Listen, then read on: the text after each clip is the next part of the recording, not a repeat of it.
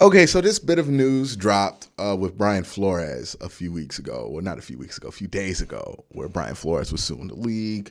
He feels like there has been some discriminatory hiring practices. What he is specifically referring to, I believe, when he says that is Brian Flores, despite being a pretty good head coach, got fired from Miami. Nobody saw that one coming. That was a shock when it happened. And then reportedly, when he was on his interview for New York, they didn't have key personnel in that interview. And there was another interview, I believe, with Denver, where John Elway was just at a different interview. Like completely just like, yeah, we just doing this to feed the Rooney Rule or whatever it is, but we're not really taking this interview serious, which is terrible, right? Like I wouldn't want to be prepping and going for a serious job interview if I knew that they weren't even going to consider me. Like if the ideal of the Rooney Rule is that everybody can get an interview. You can get an interview if you're a minority, when they weren't offering these interviews to minority head coaches or head coaching candidates, and that you have the same opportunity to impress a NFL management team to hire you that anybody else would, right? That is what it's there to do, is to elevate people who might not have been elevated elsewise, to have the same opportunity to impress those very important eyes that anybody else was getting at that time. When that opportunity has turned into, a reason to make a golf appointment and not show up to the meeting, that means that, teams don't even care at this point. And that's horrible. Like, as a person of color, as a black man myself, like that's disheartening. Like as somebody who loves football, loves the NFL, to hear that kind of stuff sucks. It really does. Like it really, really does suck. But it's happening, and we have seen the evidence of it. I've done the Eric Bieniemy video a couple of years ago. And, when it comes to Hugh Jackson, I talked about Hugh Jackson's whole circumstance a couple of years ago. I think it was like the second video that I made. And there are a lot of issues with how Hugh Jackson goes about it. So, I just kind of wanted to get into it from that standpoint, talk about Hugh, his history, what he's going for, and my issue with it. You know what I mean? And I'm not trying to come from a standpoint of Hugh's a liar or something like that, or try to like do something that's going to make you lump in Hugh with Brian Flores, because I don't think these two situations are similar enough to lump them together. And again, with Hugh Jackson, I just don't believe him to be an honest person. So I always am skeptical of things that he attaches himself to, not because the cause might not be good, but because his intentions with that cause might not be good and may be selfish. Because from the outside looking in, I've never met Hugh Jackson, but from the outside looking in, this is a man who moves very selfishly. He moves in a way to kind of that will benefit himself at every turn. And that was one of his main issues in Cleveland, right? Why people were descending against each other when he was the head coach here. So I just want to listen to this interview, see if I hear anything familiar, see if I hear anything that I feel like is a little bit of alarm ringing on either side of this, and just kind of hear it out, man. Let me hear him out.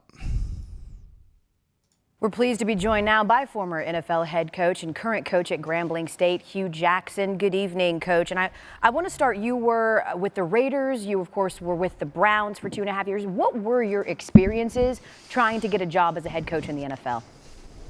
Well, after leaving the Raiders, it was tough. I think any offensive coach, when you leave being a head coach, you normally think you have a chance to end up as a coordinator or a position coach or whatever that is at best. But that wasn't the case. So I had to go back to Cincinnati. Marvin Lewis, the Brown family, kind of threw me a lifeline, gave me a chance to come back to Cincinnati. I worked on defense, coached on defense, coached special teams, and helped with the secondary under Mike Zimmer, and then worked my way back up. Became Coach of the Year in 2015, Offensive Coach of the Year for Pro Football Writers, and had a chance to get another head coaching job. Brian Flores claims in his lawsuit that he was offered $100,000. Again, I don't know if I mentioned this before, but a big piece of context in the Hugh Jackson situation, and why I think, at least from the hiring part of it, is very different than Brian Flores, is because Hugh Jackson that year, coming off of that Andy Dalton close to MVP year, was literally the highest ranked head coaching candidate. Everybody wanted him. I remember he had an interview with the Giants after Cleveland, and he told the Giants to F off because he wanted to come to Cleveland, right? Like, that was like why people were so in love with him when he first came here. So that's a little bit of a context that's important when you talk about specifically Hugh Jackson. A lot of times when minority head coaches get hired, they're not normally the belle of the ball. Hugh Jackson was the one time where, like, everybody loved Hugh Jackson. Like, everybody thought that this was going to be the next guy. And everybody tried to get him hired, and everybody wanted to hire him. Brian Flores, when he got hired, you know, it was kind of like a shocking thing that he got hired, and it was kind of a surprise thing. So that's a different situation there. But with Hugh was definitely a coveted asset when he got hired. Lost by Dolphins owner Stephen Ross. You implied on Twitter that similarly to Flores, you were incentivized to tank. Explain what happened. Well, I need to really explain that, because I think people have taken that and run and said, hey, look, people think that you're in on something that happened.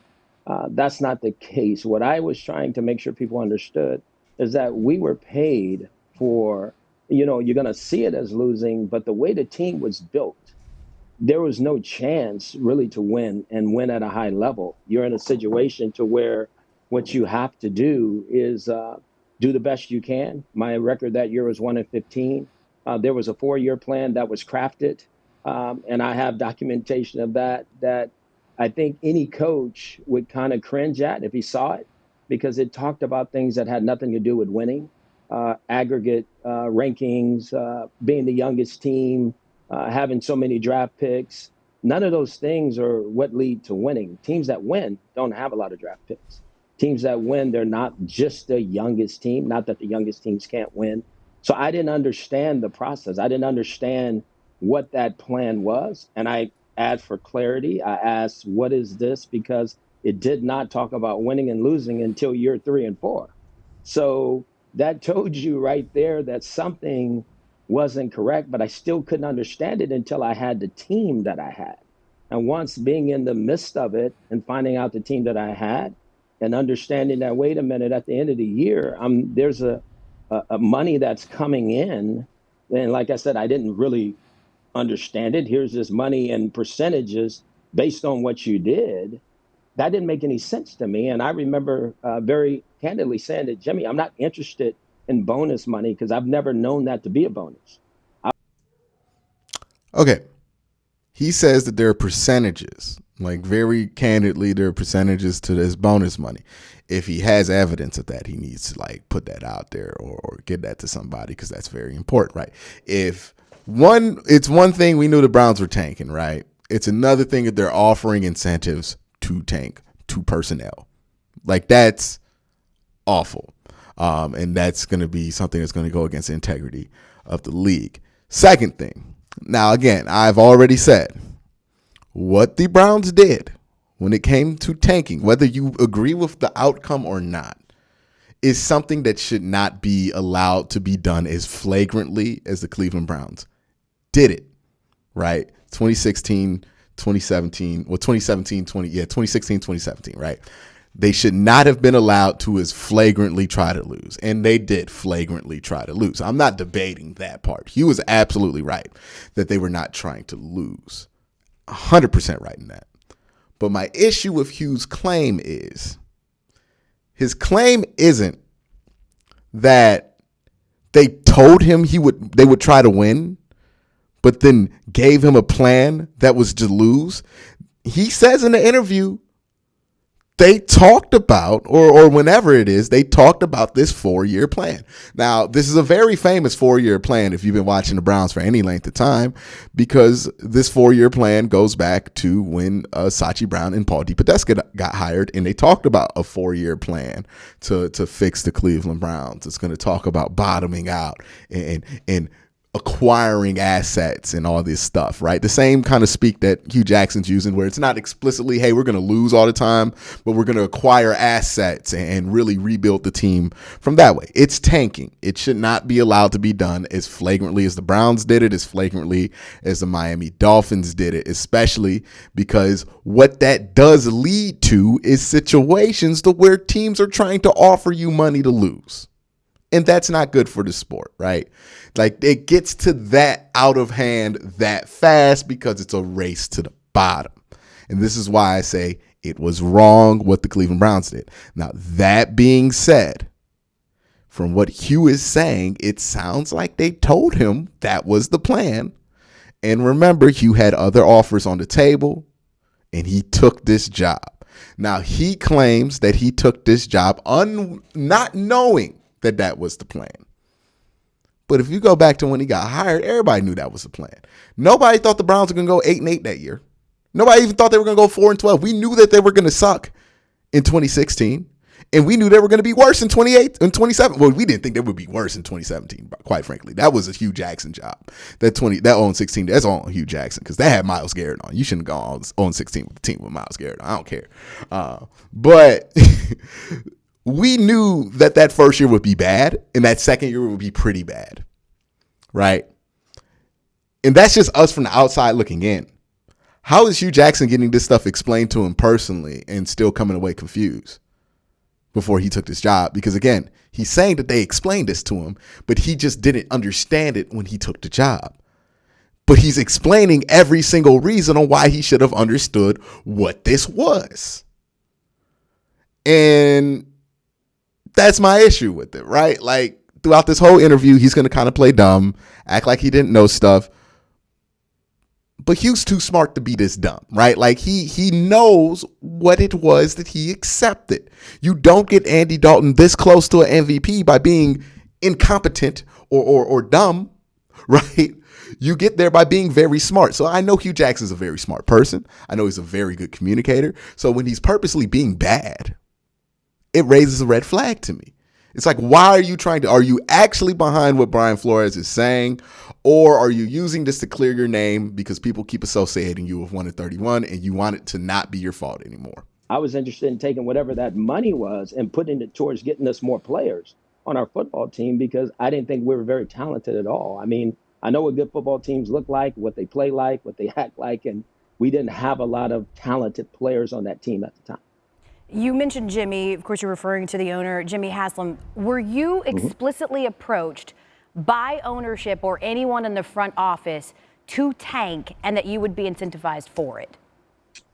This is what I would say. What I was approached by is understanding what that 4-year plan was.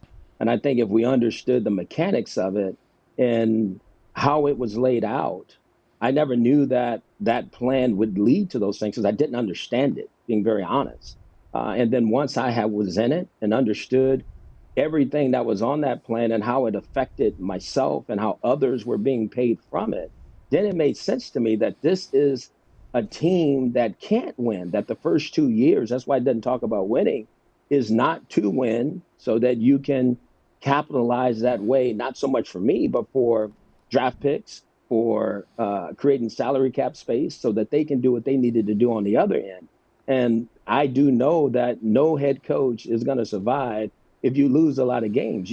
There's no way. And so, again, man, when did you catch on?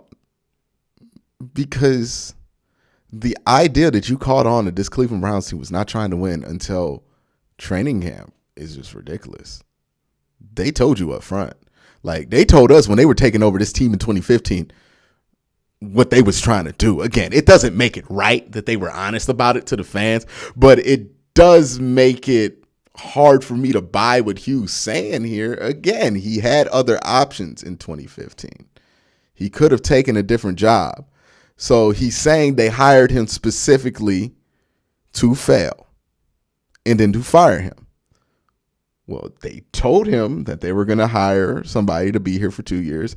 You were going to stink. I think in Hugh's head, this is just me speculating, Hugh thought no way I could stink, right? Because Hugh does have a pretty big ego about this thing, and he thinks he's the greatest coach in the world. And this is not just me saying it. This is stuff that Hugh said before. And, he thought that, he would be able to overcome it. And then 2 years came, and he realized he couldn't overcome it anymore, right? And that was a mistake. Again, does not make what the Browns did okay. But it doesn't also retroactively make Hugh Jackson right, because Hugh Jackson accepted a job in which they openly told him that they were not trying to win in the first 2 years. Now, they didn't explicitly say that, but by the plan that they put out, it was pretty clear to everybody in Cleveland who was following the Browns at the time, not even like in the media, just like as a fan. I was in college and I knew they weren't trying to win. So it was pretty clear. Everybody could understand it inherently. What took you so long to catch up? Or did you know and accept the job anyways? And again, unlike Brian Flores, where he might have been presented this with a false choice, because the choice would have been either you go back to being a defensive coordinator who knows when you're going to get another head coaching opportunity, or you take this head coach job I'm offering you right now and do the best you can with it, right? And he did, to his credit.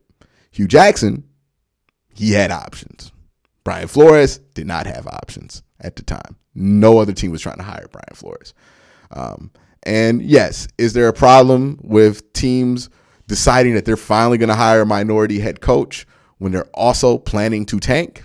That is an absolute problem, right? The Browns did that with Sachi Brown, right? They brought in Sachi Brown to be the GM that they were going to tank, and they brought in Hugh Jackson to be the coach when they were going to tank. Now, I think they really felt like, in their heart of hearts, like honestly, I think Jimmy Haslam thought that Hugh Jackson was going to be here throughout the tank. Sachi was a bit of a sacrifice, right? And I think Sachi went out in his own sword when it came to that A.J. McCarron deal, which, thank you for that. We got Nick Chubb out of it. So, yeah, the optics of that are bad. I don't think, and look, I'm not about to go out on a limb for Jimmy Haslam because I'm not a big fan of Jimmy Haslam, but I honestly don't think in the way that they like walked that man in when they hired Hugh Jackson, they gave him like the biggest ovation of, like, it was like they hired Paul Brown's son. You know what I mean? Like, I don't think their plan was to just fire Hugh after they stink for 2 years and then hire the guy they really want, right? I don't think that was what they were going for. But it is a thing that does happen around the league where, you know, the time they decide to hire a minority head coach is also the time that they're trying to tank. That is a real trend. It is something that does happen. I just don't think that's what happened to Hugh Jackson. So I was put out as the face of this, and I ended up having to take this. Did you express concerns with ownership and front office about the situation you were put in? Very often. I have documentation of written information between me and them on numerous occasions about what we were doing to the teams, what we were doing to the players. There's conversations between them and players, and they know this to be true. And look, I've taken this to the National Football League. When I understood what was going on, I immediately called the National Football League and I talked to Roger Goodell about what I thought was going on. So this is not new. I mean, I went to arbitration in this case against the Browns where I didn't win anything, you know. So this is, people don't understand that I tried to sound this alarm a while back, but nobody wanted to listen because the record was so bad. So you didn't have a chance to really make a point because he gets to this point, and he does have a point, right? He did try to tell everybody that the Browns weren't trying to win those first 2 years. But the reason nobody cared is because, one, we knew that the Browns weren't trying to win. And I don't think tanking had got to the point to where it was so normalized that it became a problem back then. So that's part of the reason nobody listened. The other reason is again, nobody listened to Hugh Jackson because of presentation. Because Hugh went on these TV talk shows to talk about the reasons why he wasn't successful and why his 1-31 record shouldn't be counted and why it's not his fault.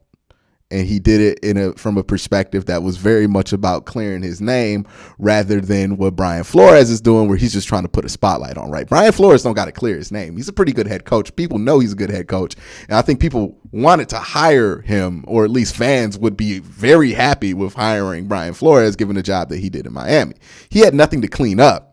Hugh Jackson's out here trying to clean up his name and everything because of the record. And you could tell that's what he's trying to do because that's how the words come out, right? How you phrase stuff, how your intentions when you're going to talk for something, that does matter.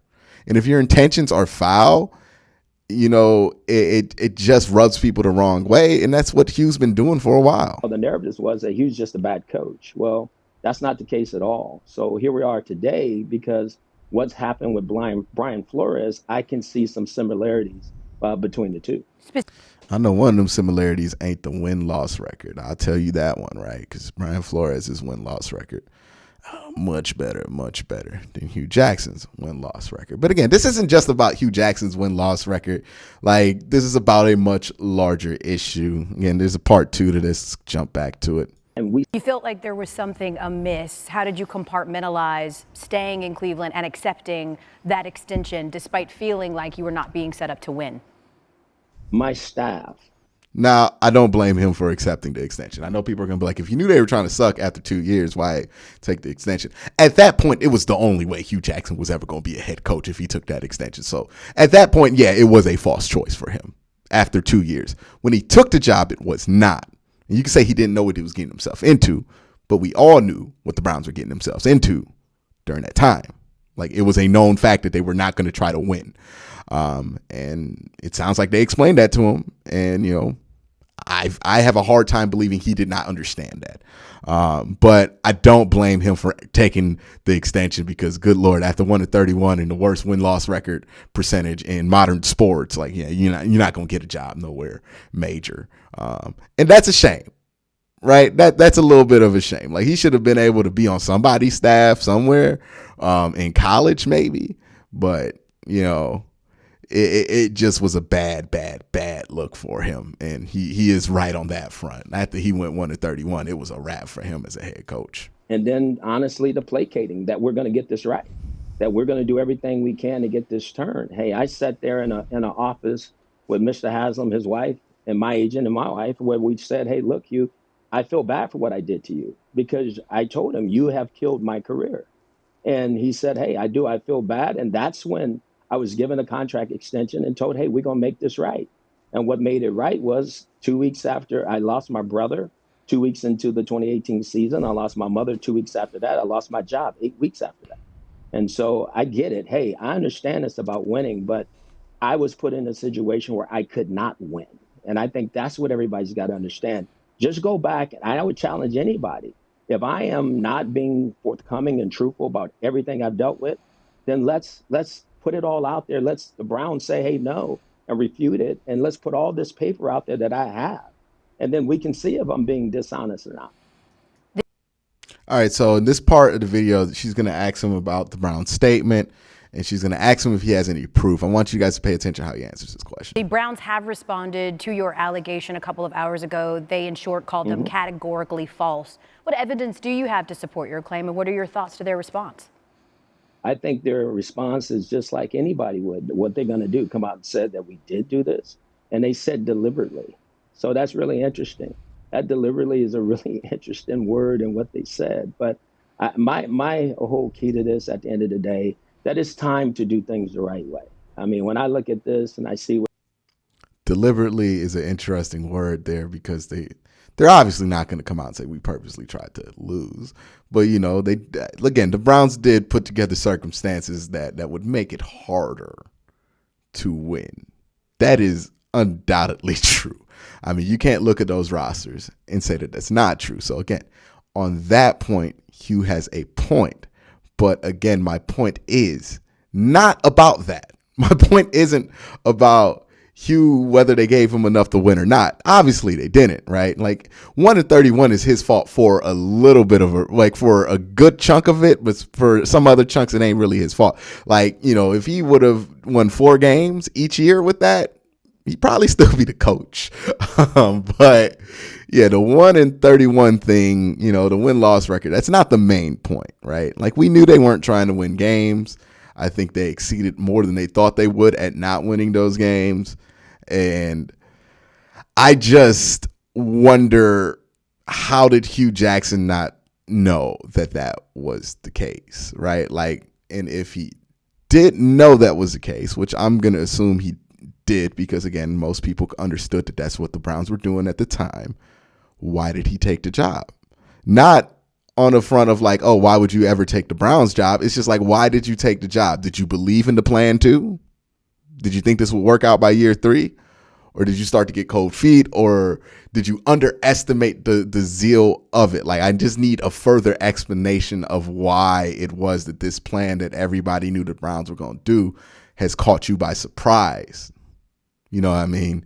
When you accepted it, when you had other options. He could have went to New York. He could have went to a lot of other places that coaching cycle. So Why did he choose Cleveland? Like, I need to know that. I think that's a question we need to press. Like, hey, they brought this up to you. You did not like it. Why did you take the job? I think people assume that that was the only offer that he had that year. But Hugh Jackson's a special case in this. He was the one dude they actually did want to hire. So why did he take this job? I think that's a fair question to ask him. What Brian's went through, I don't think it's fair. I know that these things that happen with our coaches also affect fellow coaches as they start to move forward.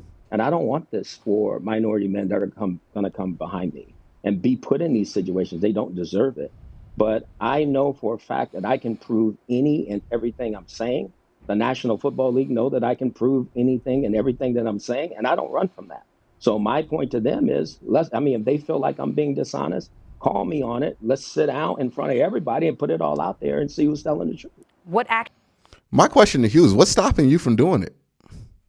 I don't expect you during the Sports Center interview to be technically savvy enough to like have documents and stuff scanned out. But personally, like, you coach at Grambling now, you've landed on your feet, you're a head coach again, you make okay money, I'm guessing. Clearly you have given up on the NFL trying to hire you, right? Like, that's not going to, that you see that as a non-reality for you. You blame the Cleveland Browns organization, rightfully so.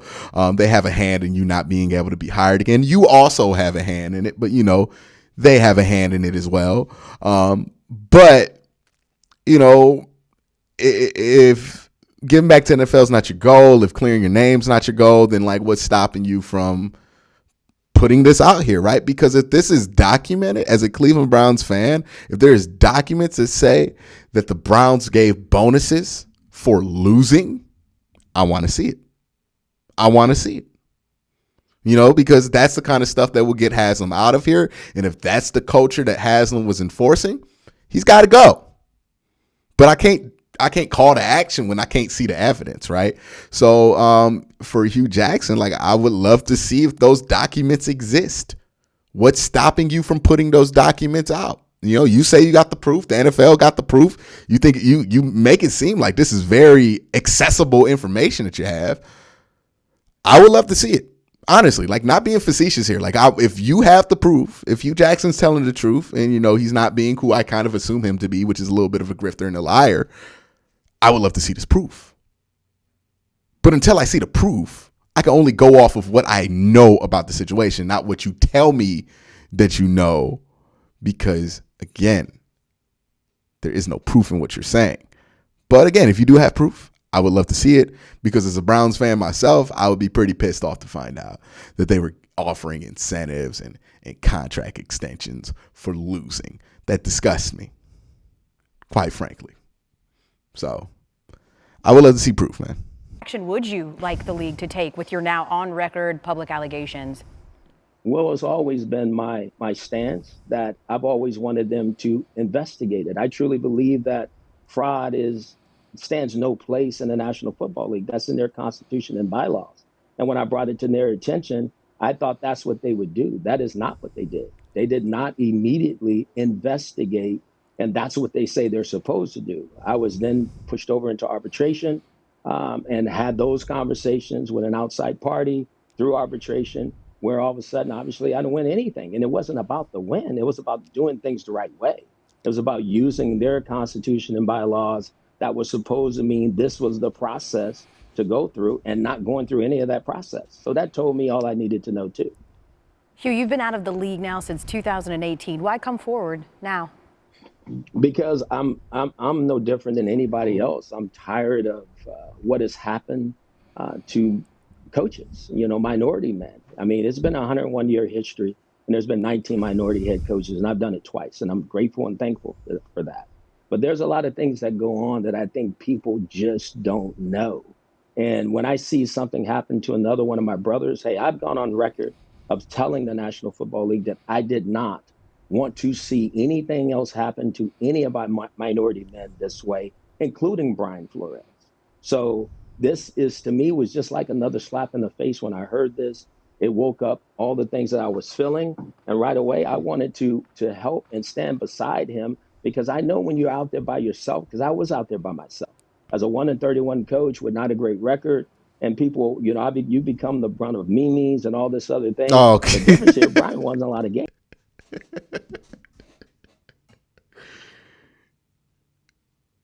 Memes. I'm sorry.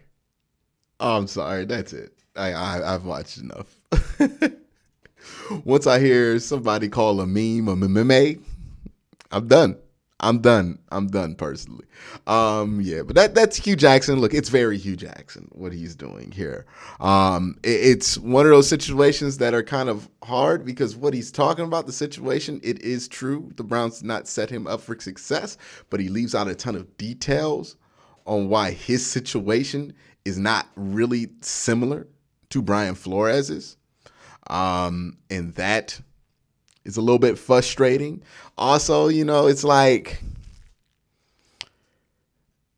Hugh Jackson has not proven himself, at least in my eyes, to be somebody that I would trust. And with a cause like this, with what Brian Flores is doing, you want people associated with it that you can trust, right? And Hugh I don't trust his intentions being about Brian Flores and people like Brian Flores. I feel like Hugh has talked about a lot of how he did wrong and how the Browns did him wrong and why you shouldn't really count 1-31 against him because it's not his fault. That's what I heard a lot in this interview.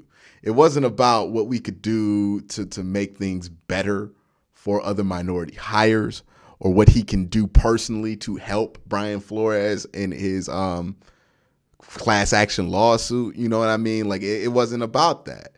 And when he talks about this evidence, again, if he has it, I would love to see it. I would love to see him hand that evidence, if it does exist, over to Brian Flores so we can get some people out the league, out of ownership that are pushing for some truly toxic stuff, right? Like if that's the case, if they're offering bonuses, percentages for teams to explicitly lose, they got to go. I don't care. That's my stance on it. You got to go. If you are being so reckless to the point to where you have to give financial benefits out to coaches, those coaches shouldn't have to go. You should, though. The ownership should. You got to lose your team for that. People bet on these games. The integrity has to mean something. I know we joke about it being scripted all the time, but that has to mean something. And my skepticism on Hugh's part is Hugh doing this because he's doing this for black head coaches, or is he doing this because he sees the opportunity to clear his name? Because if he is doing it because of the latter and using the outcry about the lack of black head coaches in the NFL as a shield, that's truly disgusting.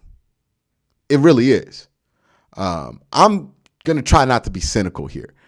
I think Hugh's just doing what Hugh did, and it caught more traction than Hugh expected. Like, I think he was just like, yeah, man, they did that to you. I went 0-6. Like, you know how Hugh does. Whenever he gets the chance to complain about why he went 1-31, he's going to do it. And I think this time it just caught traction. And that's why he's on ESPN and everything else, right? I don't think he intentionally tried to add himself on this. So I'll give him the benefit of the doubt here.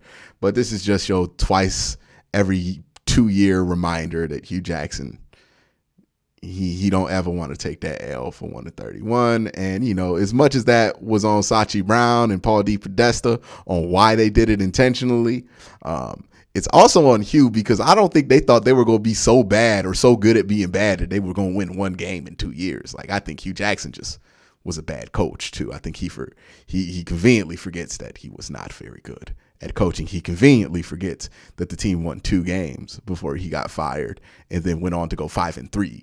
After he got fired. He conveniently forgets that. He does. You know what I mean? Like, he is trying to make this not about his coaching job.